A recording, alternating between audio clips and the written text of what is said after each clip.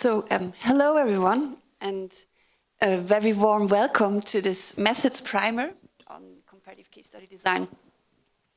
My name is Eva Thomann. I'm a professor of public administration at the University of Constance, and I'm also the academic convener of the COMEX workshops, and I specialize in qualitative, comparative, configurational techniques, case-oriented and set-theoretic research design and methods.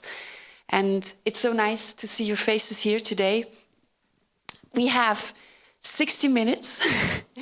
So what I would like to do in these 60 minutes is to get us thinking a bit about why we would do comparative case studies and just think about a couple of questions that arise when you design this kind of research, all right? And I hope we can do this together, so I'm going to be asking you a lot of questions, and that's also why we have these mics distributed. And so if you talk, please grab the mic. There's one here and one here, and that's important because the session is being recorded, okay? And so if you don't use the mic, it's not on the recording. So if you want that, it's fine, but otherwise, all right. First question, a very fundamental one. I hope you've had a coffee already. Why are we here today? So basically, what made you come to this primer? What is it that maybe interests you or puzzles you about comparative case study research? Or maybe you want to use comparative case studies yourself in your own research. Why is it?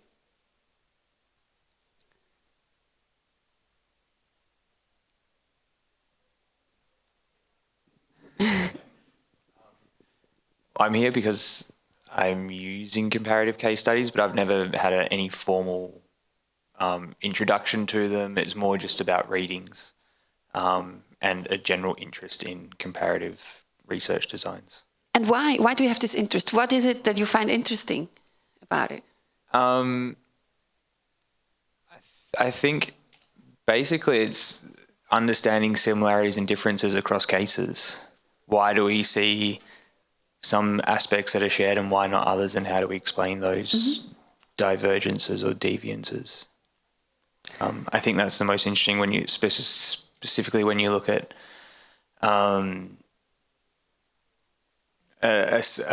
common phenomenon. I mean, my work's on coalitions, and I'm trying to understand different types of coalitions. So yeah, it's trying to understand these deviances across similar cases, I guess. And to do that, we need comparison, right? It's like, this is something that Charles Regan, have you heard the name Charles Regan?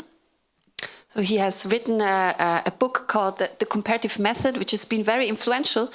But he said, well, you know, it's all good to gain an in-depth understanding of a case and of the causality in a case, but our task as researchers is also to go beyond that and to find regularities and learn lessons from cases. And for that, comparison is a very useful tool.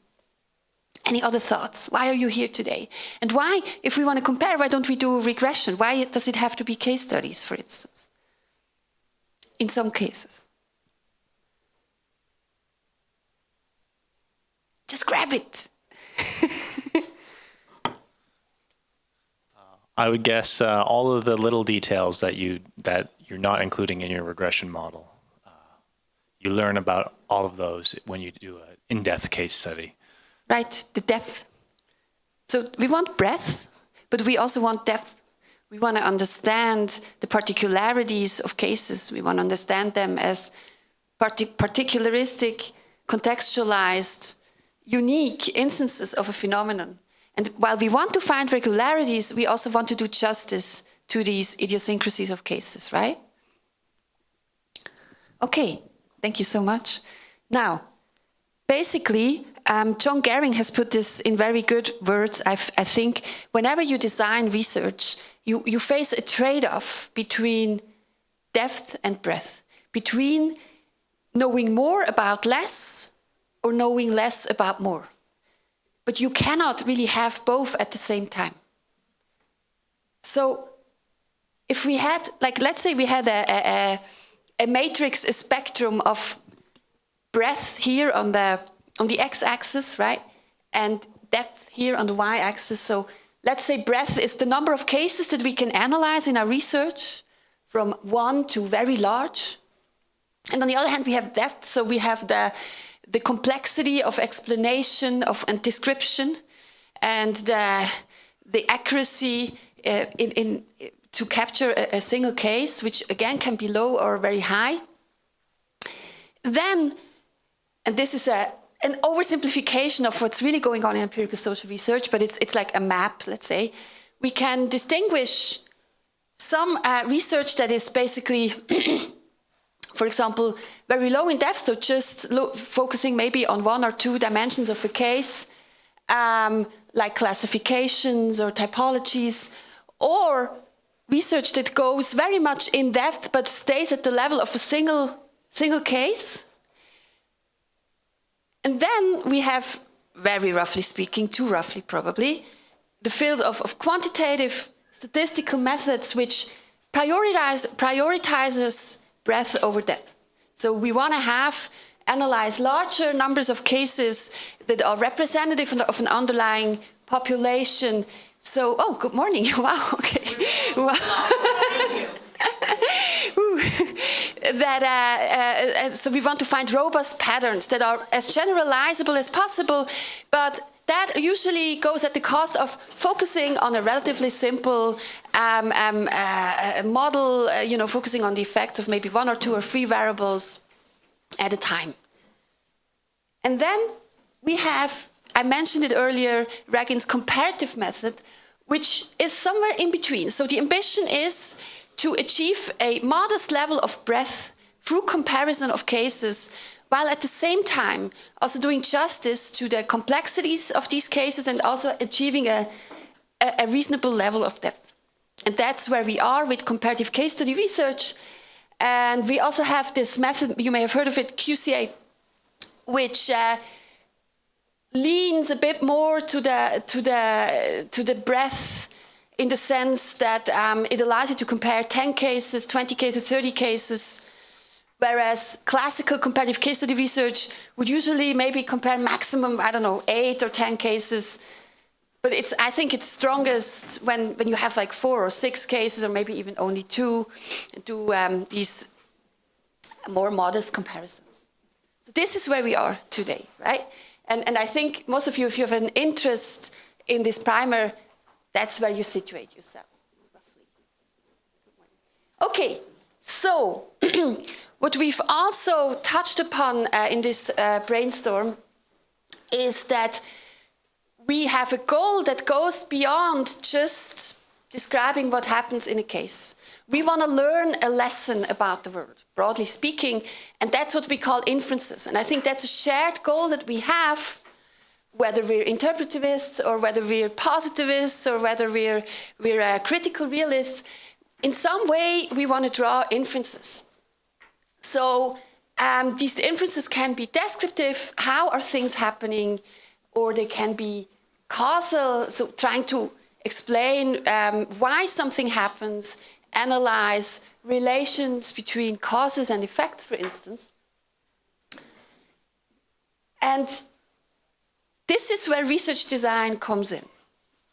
There's not one right way of designing research, but research design is quite simply a tool to ensure that the answers that we provide to our research questions are as valid as possible and are also discovered as efficiently as possible. So it's also about what is actually feasible. And what research design you would choose really depends entirely on the goal of your research. What kind of inference do you seek to draw? And what is your research question? And this, as we have discussed yesterday in another session, this can change. So your research goal and your research question can develop over the course of your research project. So when we design research, it's like we open up the toolbox and we think about, okay, what is it that I want to do? And which tool do I need for it? Like, I'm not going to use a hammer to screw in a screw, right? So I need to think about which tools are appropriate. So far, so basic. So maybe my question to you, and I need to switch back because I'm already giving myself away. My question to you would be, what would be a situation where it would be appropriate to choose a comparative case study approach to design your research? Why, when and why would we choose such a research approach? Maybe you're considering doing it yourself and you have concrete reasons why, right? So feel free to chip in. Again, please use the mic so that there's one here and one roughly over there. Any thoughts?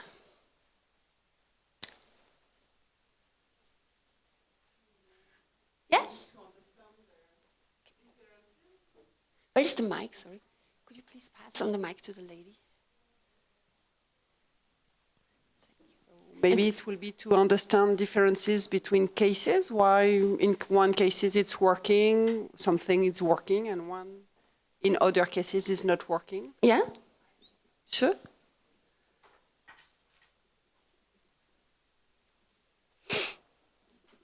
Yeah. In my case, maybe I can just stop. Maybe, I mean, at least in my case, I have two very different geographical locations and very different contexts where people are trying to do a similar thing, or they say that they are part of the same project. And this is why I want to understand from both places, what are they doing? Because it's a very different context. Right. So you have only two cases, not hundreds or thousands, right? And you're interested in the role of context, for instance, right? Okay. So often our main motivation of research when we choose such a design is to understand how a social phenomenon occurs, why it occurs, for example, in one place but not in the other. And we're then interested in reconstructing the processes, the causal processes that explain this phenomenon. Or sometimes we might be interested in understanding the subjective or objectives, motives, reasons that led people to do certain things or to interpret certain events in a certain way. And often we choose such a design when there is not terribly much pre-existing knowledge on the phenomenon. In this case, we could choose an exploratory case study approach to develop theory, for instance. It doesn't always have to be that way. So there are also theory testing approaches to case study research. But often when we don't know very much about a phenomenon, let's say, remember the Arab Spring was such a case. So it makes sense to start by diving into these cases and gaining an in-depth picture of the phenomenon. And often then the object of research is complex. And that means, for example, that there's a context that seems to influence what we find in rather intricate ways, right? Or it could mean that there is causal complexity, which could mean that, for example, there are several factors that work together to explain an outcome, a phenomenon, rather than one working in isolation. And we want to understand the interplay of these different factors. Or it could mean that there's more than one explanation for why a revolution could be successful, for instance, versus not. So there's equifinality. And often when we have this kind of complexity, then in order to produce good research, we need to have a certain familiarity with our cases. We need to engage with them. We need to go into the field, or we need to study them for a couple of months and interview a couple of people. So we need this intimacy, case intimacy it's called, in order to meaningfully produce some depth of research. And this is something you cannot do on 100 cases. This requirement requires you to zoom in and figure out which are the relevant cases for you to study. And I've already kind of mentioned this. There may be a scarcity of empirical information on a phenomenon, or actually of cases that you can study. So in your case, you have two, right? It's not like there's an infinity of them available. And so that will require you to gather comprehensive empirical material and to think about a strategy to compare a smaller set of cases. Okay. So we've talked about a little bit about research questions, and I'm not going to talk more about research questions now. Instead, I want to talk a little bit about this inference element. And I want to talk a little bit about what the kind of inferences are that we can draw in comparative case study research. Now, I like to think of inferences as a three-leveled phenomenon. And this is something that applies to almost any kind of empirical research, that we have these three levels. On the one hand, we have the cases that we analyze, our sample or our case, or there's a set of empirical phenomena that we actually empirically study, right? But then we also have the level of theory or abstract knowledge, concepts, theories. It could also be theories of practice that we want to somehow contribute to with our research. So maybe we want to test a hypothesis, or we want to develop a new typology of revolutions, let's say, right? Or we want to contribute to improving or refining theories of why revolutions are sometimes successful and sometimes aren't, for instance. So there we draw inferences upward from the cases to this abstract level of knowledge, right? And it could also be that we are evaluating the effectiveness of a policy, or that we are doing research to understand the effectiveness of a business strategy, right? So the abstract knowledge could also be a theory of practice, something very hands-on. But there's always some abstraction going on. And then the third level is what I would call the universe of cases. So maybe in quantitative research, you would call it the population of cases.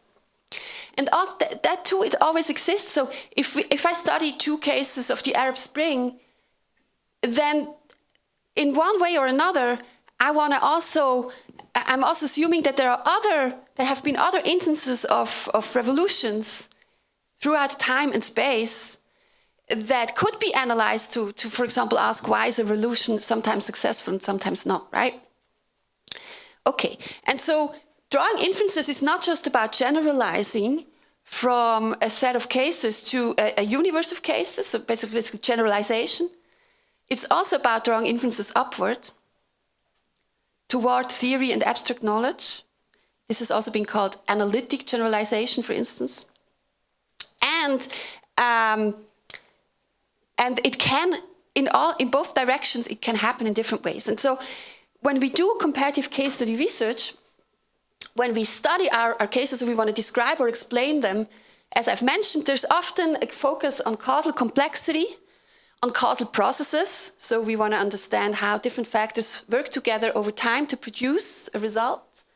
And we always have within case analysis. So there's always not just a comparison between cases, but also a study of what happens within cases. When it comes to inferences downwards, so basically the question of external validity, would anybody like me to explain what I mean with that? So basically the question, how far can the results travel in this empirical space of the universe of cases, right? Then, as I've mentioned, with comparative case study research, we usually are forced to zoom in on a relatively small set of cases. And I will talk more about that later. That requires us to think very carefully about which cases we select. We are focusing a large amount of energy and resources and time into studying these cases, so we better select the right ones, right? They have to play a rather heroic role. They have to be appropriate to answer a research question. And so that means that case selection is usually guided by analytical criteria, by theoretical criteria. It's a purposive case selection. It can also be guided by empirical criteria in the sense that this phenomenon has happened twice, and so these are the 2 cases that I can look at. But even then, we need to think about, well, what are these cases of, right? So, for example, are they cases that deviate from what we would usually expect, deviant cases? From that, we can learn why things would happen in a different way, so we could maybe develop a new theory out of them, right? Or are they actually likely cases to observe, for example, a successful revolution? So that would allow us to kind of test whether the usual theories explaining successful revolution would work in that case. So we always need to think about, why is this case insightful? Either a priori, so we can already select the most insightful cases, or ex post in terms of trying to understand what kind of inferences we can draw from these cases and whatnot. And then when it comes to generalizing from the set of analyzed cases to the universe of cases, our generalizations will inherently be modest. We will, in comparative case study research, we will not have findings that are broadly generalizable to the population of cases. And we should be careful not to interpret them that way. But instead, if we have been careful in this process here, later we will be able to formulate scope conditions and scope statements and say, well, this is, for example, the context that these two cases that I compared have in common. And it makes sense to assume that this context made it, a good case to study this mechanism. And we might not find the same mechanism if we move to a different context. But we might as well find a very similar a mechanism in other cases that share this context. And this is why A, B, C. So this process of formulating scope conditions is something very, very important in comparative case study research. And then, when it comes to drawing inferences upward, this is so basically when it comes to generalizing comparative case study research well, it's not weak, but it's not its core strength. The core strength is in drawing these inferences upward toward this body of abstract knowledge. And there are different ways how you can do case studies. So sometimes we are taught at school, all qualitative research is exploratory. It's inherently inductive. And this is not true. That there's really a variety of ways in which we can contribute to theory or to abstract knowledge with case study research. But one way is certainly to start with the cases and from the cases draw abstraction upwards. So, for example, develop a new typology or refine existing concepts or develop a new theory, propositions about why things happen. But it's also possible to have some a priori theory or abstract knowledge that makes us expect things or gives us kind of a map or a vehicle, a structure to analyze our cases. And then we can apply these theories or we can to the cases, or we can actually formulate expectations and then use the cases to kind of test these in the sense of looking at how congruent our cases are with these expectations, and whether our analysis of the cases allows us to actually improve or modify existing theory, amend, refine. But usually these theoretical expectations will be, again, of a more complex nature, right? So it could be a theorization of a causal mechanism, or it could be an expectation that certain factors would have to work together, for instance, to produce an outcome. Okay, so that was a lot to take in, but this is the kind of inferences that we can meaningfully draw with comparative case study research. Do you have a question? No? Okay, sorry. Okay, can you take the mic, please? No, it's because of the recording. Sorry. Yeah, thank you very much. So could you maybe say something about case selection a little bit more? Because yes. What confuses me is still this saying, so I'm coming much more from the quantitative world, right? And it always, or people always say you should not select on your dependent variable. But for example, when you study your revolutions, I mean, I can't just be blind of the outcomes of the revolutions when I select my cases, right? So I won't go in there and select now 4 cases where the revolutions all failed. Exactly. Right? That would be stupid. I feel at least, right? Yes. So, but in that sense, then don't select on the dependent variable doesn't make sense in that world, for me at least, right? No. Maybe you can explain that a little bit more. Exactly. Thank you. No, but I have a slide where exactly this is on the slide. And so basically, I would like to spend like 3 minutes talking about this slide. And then I've prepared like a choice of different things we could talk about. And one of them is case selection. So my suggestion then would be to actually talk about case selection, and then probably the hour will be over. Great. But so before we go there, just a quick overview of what are the core questions that arise when we design, plan, basically, a comparative case study research. So on the one hand, it's about developing a research question, and it will probably, as we then go to the other questions of research design, it will feed back into a research question, and it might lead us to change a research question. But all the choices that we take always flow from this goal of our research. And we often, once we have a research question, we would probably zoom in and ask ourselves, well, what is it that I want to describe or explain? What is this concept or this phenomenon? How can we define it?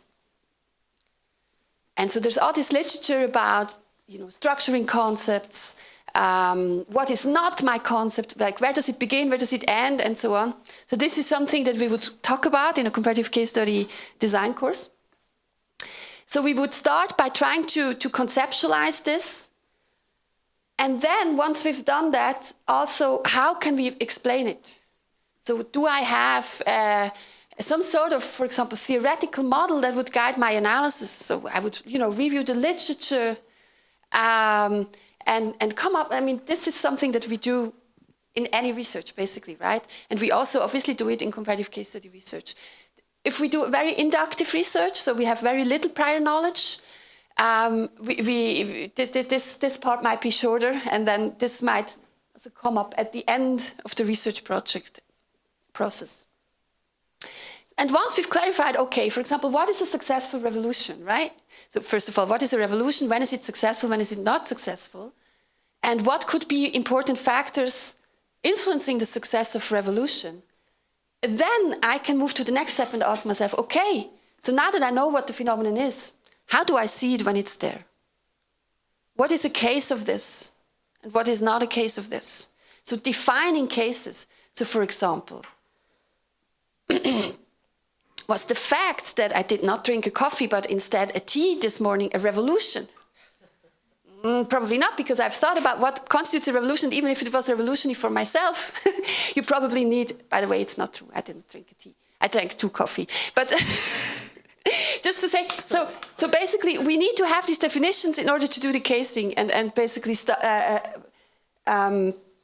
define cases. And this is also something that we can do later, because often what actually constitutes a case is not that obvious, especially in qualitative research. So cases are nested, right? So we have a set of events that involved certain groups in a certain region, in a certain country, at a certain point in time, under a certain government, and so on. And so really figuring out where exactly it is that we want to operate and that we can operate in our analysis can be quite a long process.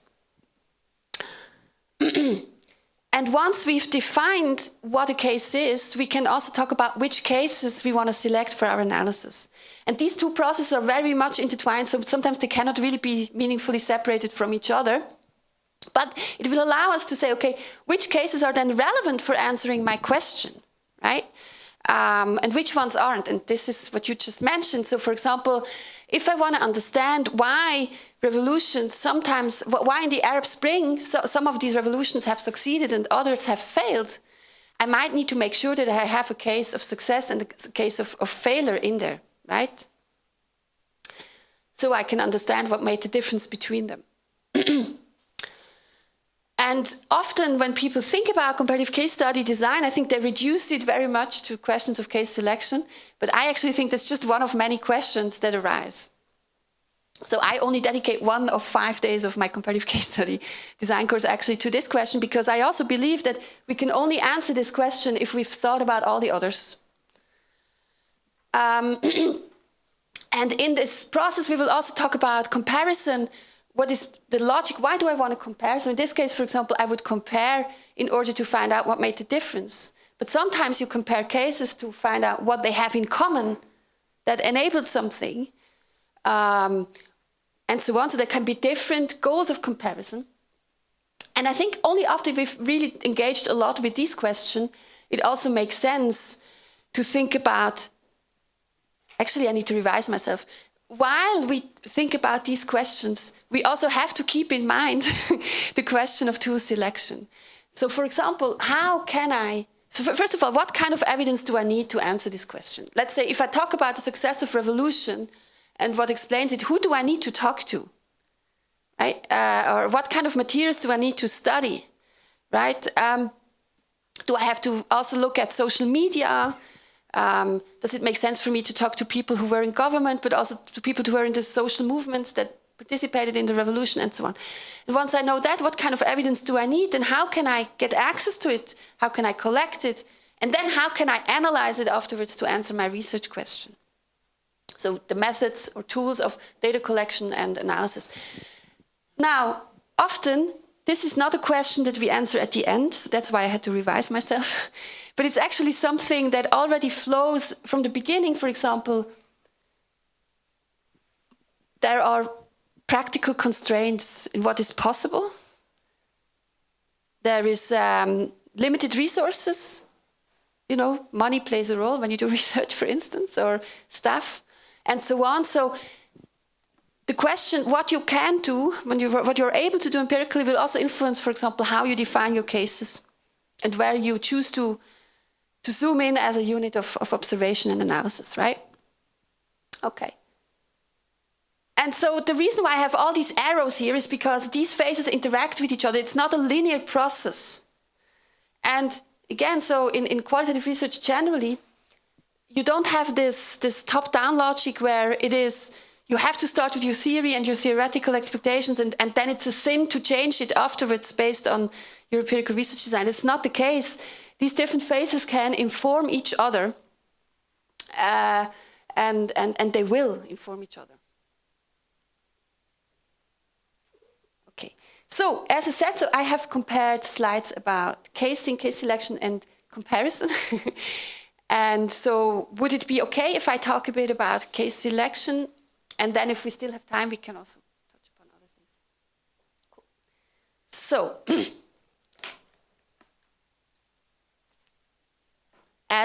remind me, Florian, exactly. I always think Niels, but that's someone else, sorry. As Florian has rightly said, we can distinguish, again, probably this is an oversimplification, but for the purpose of teaching, we can distinguish two basic approaches to case selection in the empirical social sciences.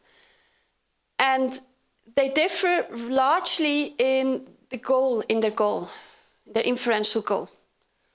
So there is a large chunk of empirical social science research whose goal is maximizing the generalizability of the results. So finding some sort of association or causal effect that is as broadly applicable as possible among a population of cases. So that's where we are here. And if this is the main goal of analysis, then the best way to get there is to try and make sure that you select cases from the population randomly. Either that, or there are also other techniques like matching and stuff, but this is kind of the gold way of doing it, in the sense that you make sure that the cases that you've selected represent the same frequency of the characteristics of the population. So if I have 10% left-wing women in my population, then I want to make sure I also have 10% left-wing women in my sample, and the best way to get there is to select cases randomly. A terrible way of doing that is to select on the dependent variable, right? So if you say, oh, I'm just going to take I'm going to take 50% left-wing and 50% right-wing voters. That's a terrible way of doing it, because what you're going to find in your sample is only going to reflect. So for example, if you have an effect size, this effect size will not be the same in the population. You cannot generalize your findings. If you want to generalize them, you need to make sure that nothing interferes with your random case selection. Does that make sense? Okay, so with qualitative research generally and also comparative case study research, you cannot afford the luxury of random case selection. And you also maybe don't want to. Because you need to make sure that, I have the quote here, that your case is representative of something larger. So for example, if you want to explain a successful revolution, you want to make sure that you pick a revolution that is a typical case of a successful revolution. And if you just throw in a set of revolutions and randomly pick one, you might not get that one. And why do you want to make sure that it's typical? So that you have a case where the information on the causal processes, for instance, leading to success is readily available for analysis, right? So you can really understand them. So the cases are really asked to perform a very heroic role to represent something that's larger than the case itself. And so we better put some thought into how we get there. Now, if you perform single case studies, often your primary question is, well, what is this case a case of? For example, it's a case of a successful revolution. Or in your case, it was, remind me, in your research, what did you study? And what is it about the water use that interests you?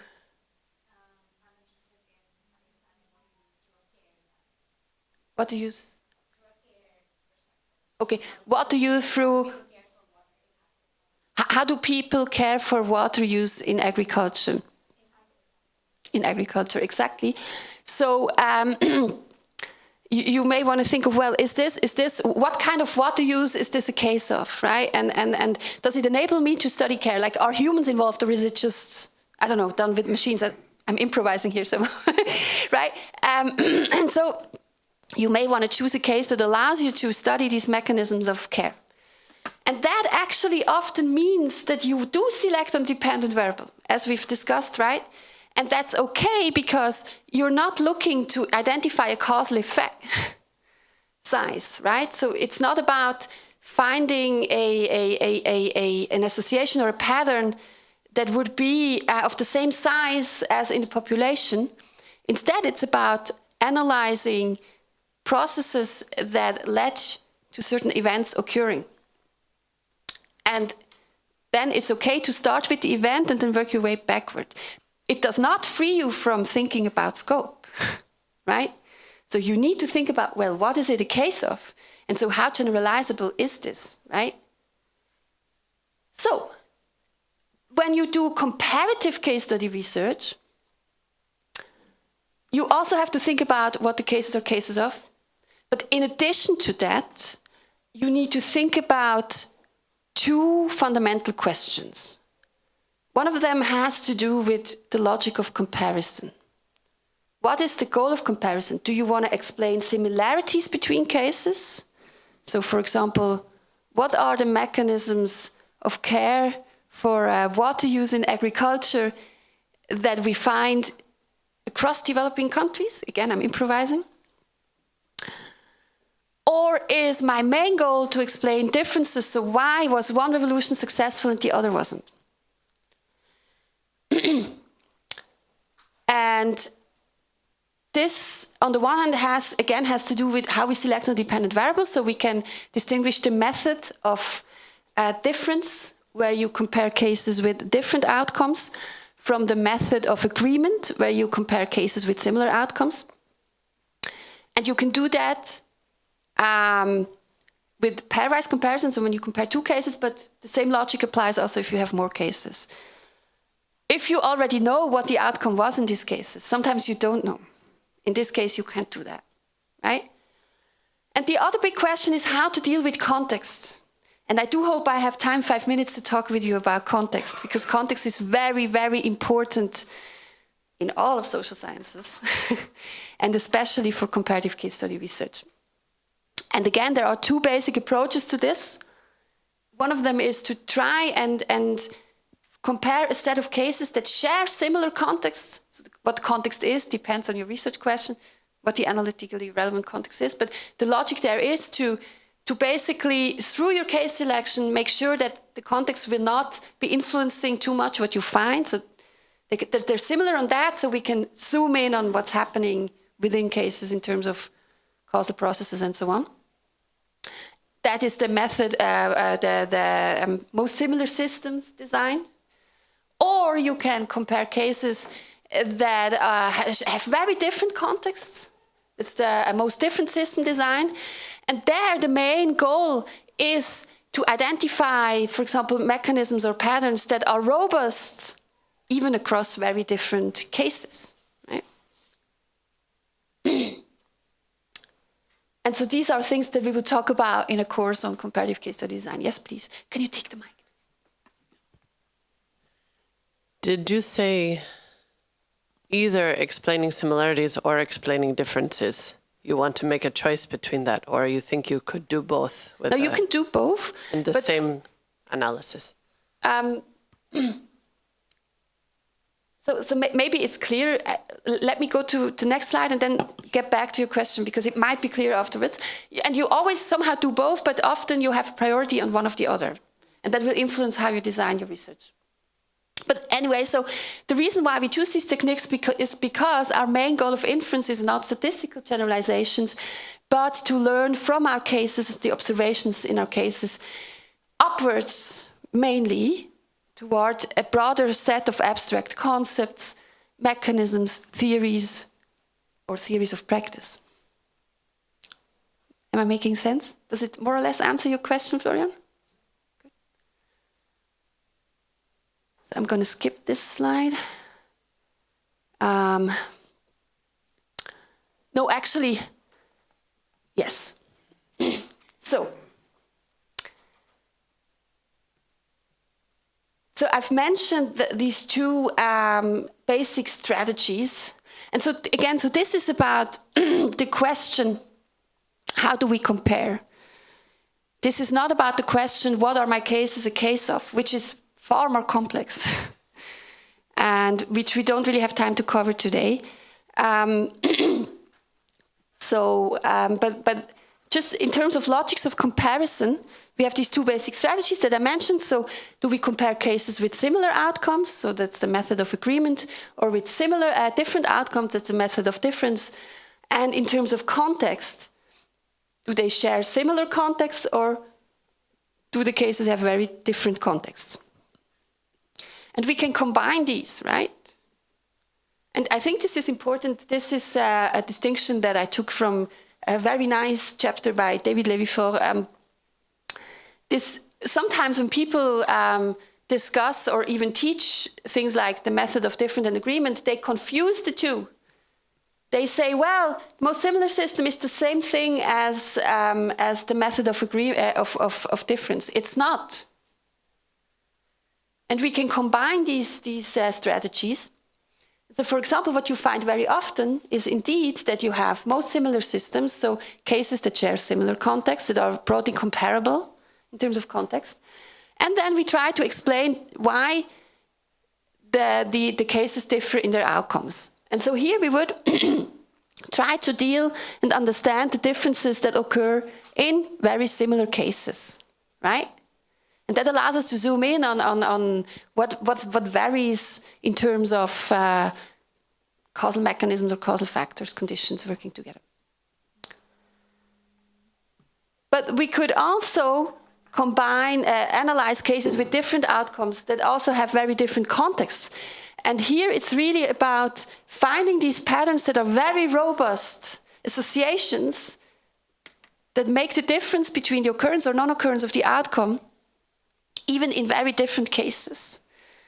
So this actually, the goal here is external validity. So the goal here is to find something that's generalizable, if you will.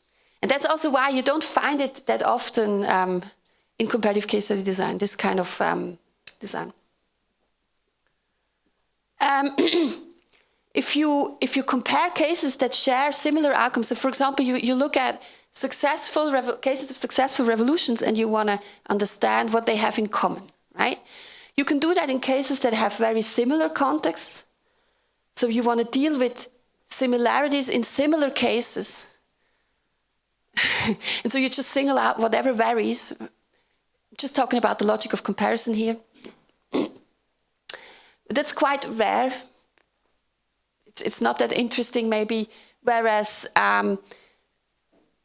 comparing cases with similar outcomes across different contexts is quite interesting if you want to identify conditions that are necessary for the outcome to occur, that they share in common. So the outcome can only occur if a certain condition or a combination of conditions or a certain causal mechanism, for instance, is present, right?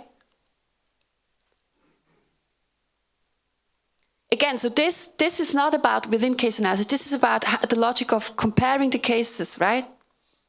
And so comparative case study research goes beyond that because there's always also an element of within case analysis, and because we also have to deal with the question, what are the cases of? So did it provide a bit of an answer to your question? Maybe. I guess the question that I'm thinking about, I'm not sure that I'll know the outcomes. Yes. And so it's then to say, well, I want to look at different cases and see what's the same about them contextually and what's the same about them in the process up until wherever we are. But I won't be able to select according to this kind of a table. Yes. And I should have mentioned that. I have already mentioned it, but I should have mentioned it again at this slide.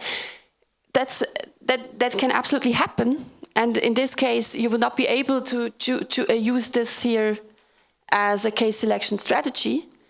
And maybe I should actually change the title of the slide, because it's not just the strategy of selecting, but it can then also be the strategy of comparing them. So you might as well, after having collected all your data and done your fieldwork, then be able to determine, and then you can think about, well, how can I meaningfully compare these cases? What does this set of cases allow me to find out and what not, right? And then it would be applicable. But it often isn't at the beginning of the research, and only at the end. And I think this is one thing that confuses people. A lot of the time we talk about these different case selection strategies and all that, and our baseline assumption is, oh, you do this when you plan your research. But with qualitative research, we often end up having to think about these things more or less when the data is there, and we think about, well, how can I meaningfully analyze it? What is the scope of what I find, and so on. And I'm not sure if I see this a priori as a problem. I think the problem starts when this reflection does not take place at all. Good. So how much time do we have left? 10 minutes. So we have two options.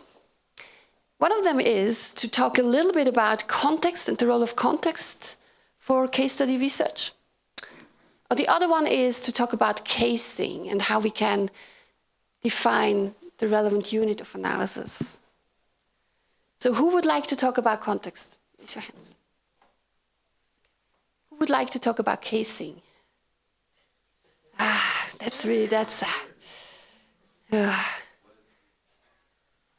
So we need a dictator. Pam, what do we choose? Okay. No. Okay. Maybe I have to fit. I'm going to try to fit in both. Okay. So, because I really want to talk about context. Why is context important, and what is context?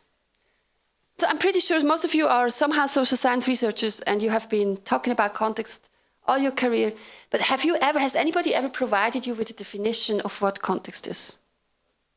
No, right? We just assume it. And I think this is a problem, because we have the tendency to, well, just not be very reflective about what context is and what its role could be, and just assume that context is something that's like at a higher level of aggregation. So if I study whatever municipal government, then the context is the regional and national government, right? And it might be, or it might also not be, because when I think in terms of designing research and thinking about research, context has to be those aspects of a setting that are analytically relevant for answering our research question. It's not just everything. So, for example, maybe the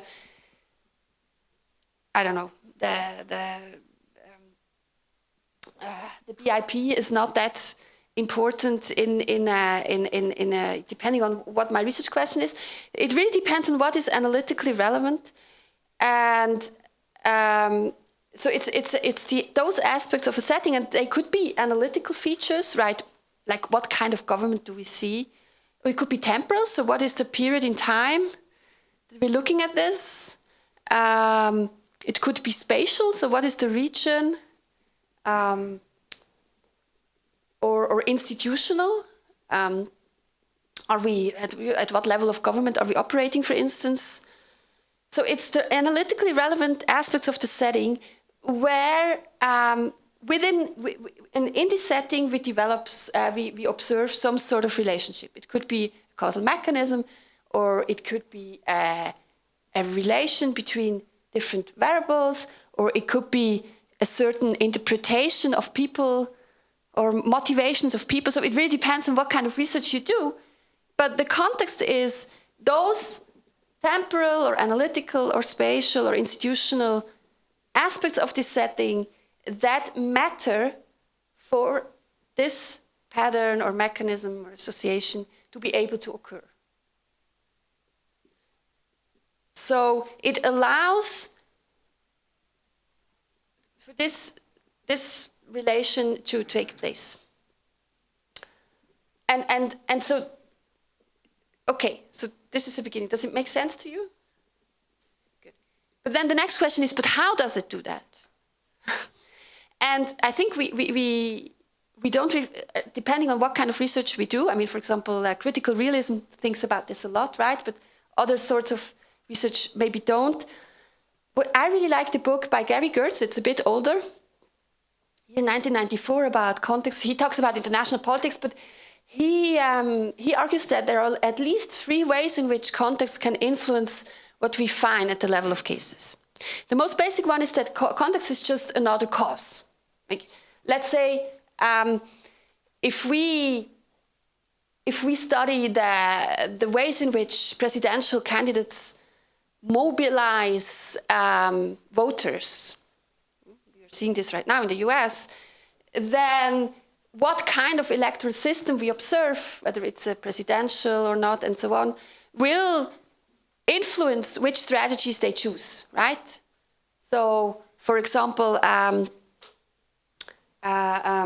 if you don't have a strong direct democracy, then it does not, maybe you don't talk about concrete policies that much, and it's more about personalities of politicians. Okay, I'm improvising here, but it will definitely influence what kind of strategies they use.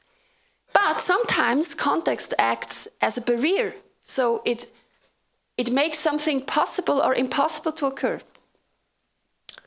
So for example, you need to have elections in a country for fair and open elections for politicians to meaningfully actually try and make efforts to mobilize voters, right? It's a necessary condition. So it's an analytically relevant feature of context. For fire to occur, you need oxygen.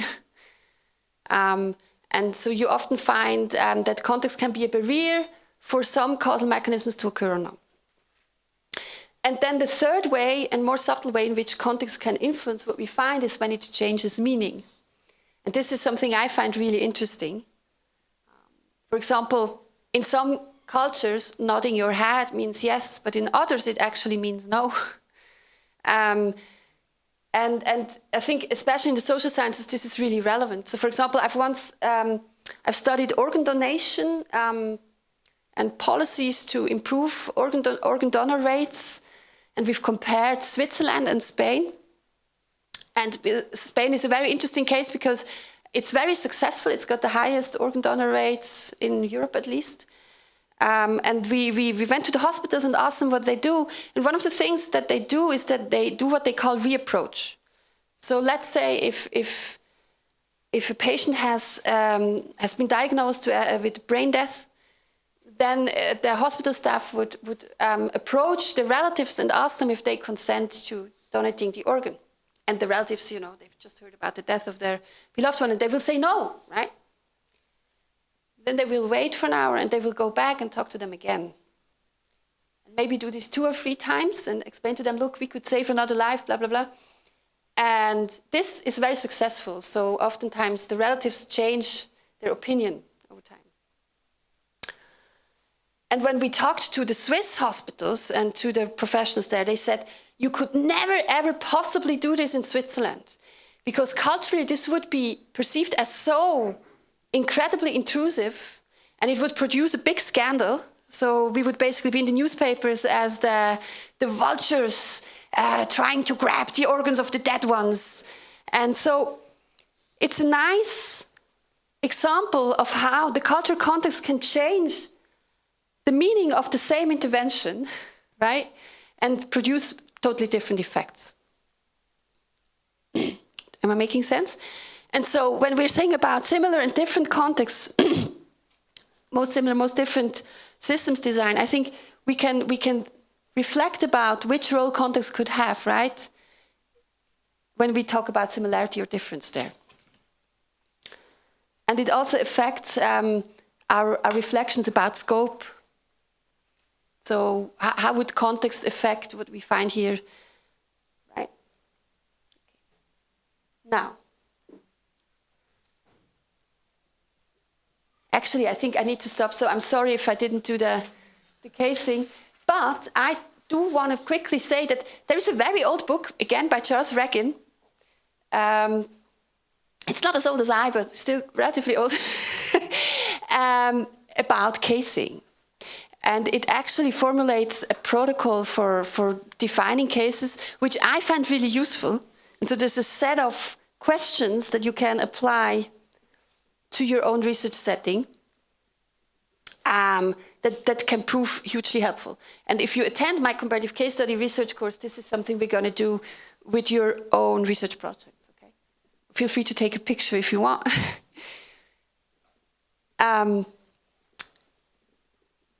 And so we have only been able to touch upon a few of those many questions that arise when you design your comparative case study research. But it's, I think, a process which is always very instructive and which also isn't done in a day. And so I'm hoping that I've been able to spark some interest in these questions in your minds. And do you have any questions or remarks?